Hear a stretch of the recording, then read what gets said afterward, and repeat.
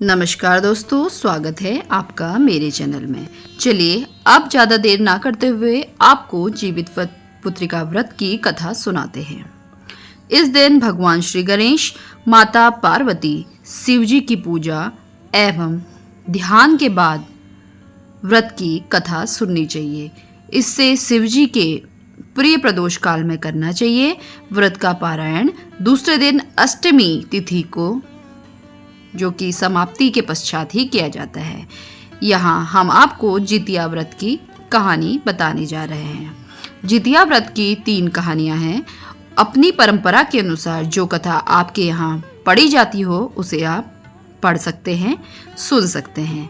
इसमें पहली कहानी है सियारनी वाली, दूसरी कहानी है जिमूत वाहन राजा की और तीसरी कहानी है भगवान श्री कृष्ण की। इस वीडियो में हम आपके साथ शेयर करेंगे सियारनी वाली कहानी। चलिए ज़्यादा देर ना करते हुए कहानी को शुरू करते हैं। चिल्हो सियारनी की कथा।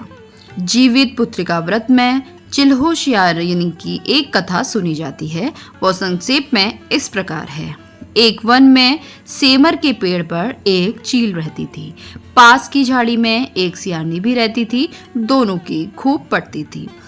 चिल्हो को जो कुछ भी खाने को लेके आती उसमें से सियारनी के लिए भी हिस्सा जरूर रखती थी।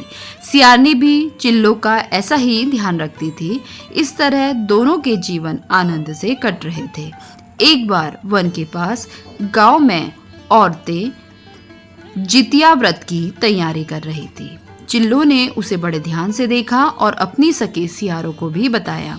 फिर चिल्लो सियारों ने तय किया कि वे भी यह व्रत करेंगे। सियारों और चिल्लो ने ज्योति का व्रत रखा। बड़ी निष्ठा लगन से दोनों दिन भर भूखे प्यासे मंगल कामना करते व्रत में रही। रात होते ही सियारनी को बहुत भूख सताने लगी। जब बर्दाश्त ना हुआ तो जंगल में जाकर उसने मांस और हड्डी खाना शुरू करा और अपना पेट भर लिया। चिल्लो ने हड्डी चबाने की कड़कड़ की आवाज़ सुनी तो पूछा, यह आवाज़ कैसी है? सियारनी ने ये कह दिया, बहन भूख के मारे पेट में गुड़गुड़ हो रही थी, उसी की आवाज़ है। मगर चिल्लो को पता चल गया। उसने सियारनी को खूब लताड़ा कि जब व्रत नहीं हो सकता तो संकल्प क्यों लिया। सियारनी लजा गई, पर व्रत भंग हो चुका था। चिल्लो रात भर भूखे प्यासे रहकर व्रत पूरा की। अगले जन्म दोनों मनुष्य रूप में राजकुमारी बनकर सगी बहनें हुई।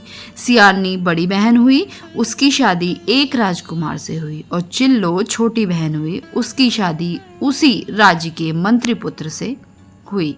बाद में दोनों राजा और मंत्री बने। सियारनी रानी के जो भी बच्चे होते वे मर जाते, जबकि चिल्लो के बच्चे स्वस्थ और हट्टे कट्टे रहते। इससे उसे जलन होती।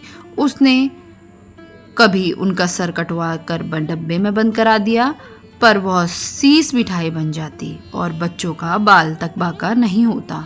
बार बार उसने अपनी बहन के बच्चों और उसके पति को मारने का प्रयास भी किया, पर वो सफल नहीं हो पाई। आखिरकार दैवयोग से उसे भूल का आभास हुआ।